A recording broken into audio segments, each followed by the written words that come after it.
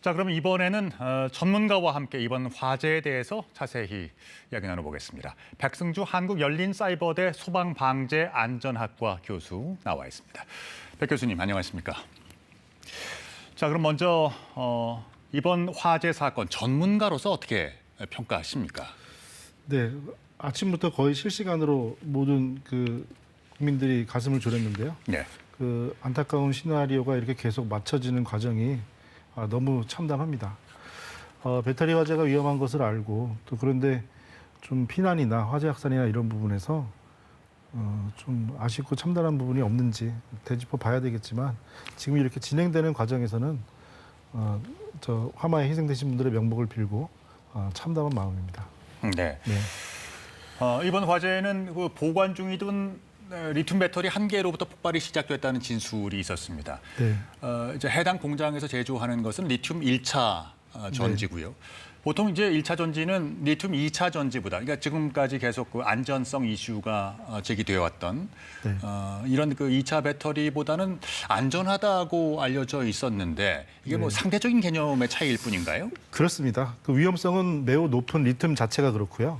리튬은 주기율표상 1족에 2주기 가장 가벼운 금속에 속합니다. 예. 가볍고 반응성이 높아서 에너지 밀도가 높고요.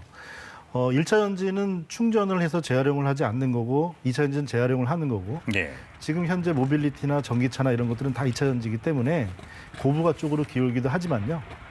1차 전지 중에서도 리튬 전지는 특히 더 고가이고 그리고 오래 성능과 용량을 필요로 하는 그런 장비들에 쓰이는 배터리여서요. 리튬 자체의 위험성을 가진 것은 똑같은 상황입니다. 배터리의 제조 과정상에서의 화재 가능성도 역시 높다고 생각을 해야 되겠군요. 기본적으로. 리튬 자체가 제조 과정에서 화재를 일으키는 위험성이 있기 때문에 국내에서도 위험물로 엄연히 분류가 돼 있고 네. 또 물질안전보건자료에서도 위험한 인화성 물질로 분류가 됩니다. 이게 또 일반적인 화재와는 진화 작업 자체가 다르더군요. 그러니까 물을 뿌리는 게 아니라 모래를 끼얹어서 진화를 하게 돼 있던데요. 네, 그렇습니다. 리튬은 위험물 안전관리법상 위험물 3류 위험물로 분류가 되는데요. 이 3류라고 하면은 이게 위험성으로의 3류가 아니고 이제 나열해서 세 번째가 되는 건데 네. 이름이 자연 발화 및 금수성 물질입니다. 저절로 발화할 수가 있고요. 그리고 물에 닿으면 인화성 가스를 내뿜는 성질을 가집니다. 그래서 180도씨 정도가 되면은 자연 발화하는 물질이고 가스를 내뿜고요. 그리고 화마에 열을 받아가지고 과열되고 과충전으로 온도가 올라가게 되면 그 분리막이 변형이 생기면서 역시 인화성 가스를 내뿜습니다. 네. 국제 기준으로 통용되고 있는 물질안전보건자료 MSDS에서도요. 강력한 인화성 물질로 얘기를 하고 있고 또 더불어서 피부에 자극 화상을 입히고 또 안구에 시력 손상도 가기 때문에 지금 아까 경상 환자가 연기를 마신 상태에서 귀가했다가 고통을 호소했다고 하는데 이런 부분에서도 이런 유독성 영향이 분명히 있을 겁니다. 그렇습니까? 그리고 또 경우에 따라서는 그 완전히 진화됐다고 판단이 난 이후에도 다시 재점화되는 경우가 있다면서요? 해당 작업장이 2층의 포장 검수 작업장이었습니다. 네. 배터리 하나의 화재가 지금 수만 개의 배터리 화재로 폭발로 이어졌거든요. 지금 전체 배터리가 다 탔다고 보는 것은 예단입니다. 네. 잔여한 배터리가 낮에 화열에 지금 고온에 추결이 돼 있었을 거고요.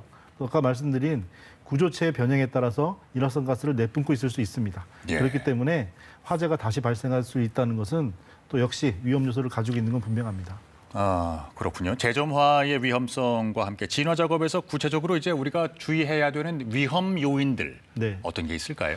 지금 현재 그 현장 영상과 그리고 왕성한 화마가 일어났을 때 천장을 뚫고 올라가는 화염이 수십 미터 올라갔거든요. 예. 화재 이후에 지금 화염은 보이질 않지만 그 천장이 내려앉은 모습을 보이면요. 이 철제가 구조물이 530도씨에 상당 시간, 일정 시간 노출이 되면은 구조체의 안정성이 2분의 1 이상으로 떨어집니다. 1000도씨가 넘어가면 3분의 1 이상으로 떨어지는데요. 천장재가 내려앉았다는 것은 상부의 온도가 1200도씨 이상을 상당 기간 유지했다는 걸 얘기를 합니다. 그러니까 마치 2층의 상황은 아궁이 속 온도와 같았을 겁니다. 그렇기 때문에 지금 건물이 붕괴되지 않는 안전진단을 하고 지금 투입을 하셨는데요. 네. 이것은 기둥과 바닥에 대한 외관 점검이고 가장 위험한 부분은 뭐냐면 소방대 공격이라고도 하는데 내부에 있는 철제 선반들, 컨베이어들 이런 것들이 어떤 한 가지를 공이처럼 뺐을 때 우르르 무너지는 그런 상황이 생길 수가 있습니다. 네. 그래서 구조적 안전성이 확보되지 않은 상태이기 때문에 그 부분이 지금 구조, 수습 작업에서 가장 조심하셔야 될 일로 생각됩니다. 그렇군요. 과거에도 비슷한 사건들이 있었나요? 계속 공장 화재에서는 그랬습니다. 아주 과거에 도심지의 벽돌 화재가 물을 뿌린 이후에 구조적 안전성 때문에 붕괴돼서 사망 사고들이 있었고요. 네. 지금 그 철골 구조 건축물은 철근 콘크리트 건축물보다 강도가 비슷하지만 화열에 노출됐을 때 구조적 강도가 2분의 1, 3분의 1 급격하게 떨어집니다. 그렇군요. 그렇기 때문에 그에 따른 그 소방대 인사사고, 면문 사고도 많으셨기 때문에 분명히 그렇게 작전 절차를 가지고 계시겠지만 예. 적극적인 지금 투입보다는 거점을 하나씩 확보해 나가는 거점 확보형으로 진압 작전을 펼치실 그럴 필요가 있습니다. 특히나 이번 화재에서도 우리가 목도를 했습니다만 이런 리튬 배터리 화재에 대비해서 우린 평소에 어떤 대책을 마련해 두어야 할까요? 네, 지금 리튬 화재 우리가 이제 문명의 이기로 여러 가지 사용하는 것들 중에서는요. 네. 그 상업적 이익이나 편의성에는 집중하지만 그 피해를 방어하는 데는 사실 적극적이지 않습니다. 미세먼지가 그렇고 성면들이 그랬습니다. 좋다고 많이 쓰다가 나중에 보니까 이것들로 피해를 입는 거죠. 리튬도 마찬가지입니다. 리튬도 지금 우리 위험물에 관련된 산업에 관련된 여러 규정에서 충분히 방어 조치를 갖추지 못하고 있습니다. 그러니까 하향 평준화된 일반적인 공장 창고의 규정에서 리튬은 특히 위험성을 더 가졌기 때문에 강화할 필요가 있는 거죠. 네. 이런 부분에서의 제도적 개선은 이쪽 분야 전문가 분들 또 소방청 이런 분들도 필요성을 계속 느끼고 있습니다. 네. 적극적으로 움직일 필요가 있습니다. 잘 알겠습니다.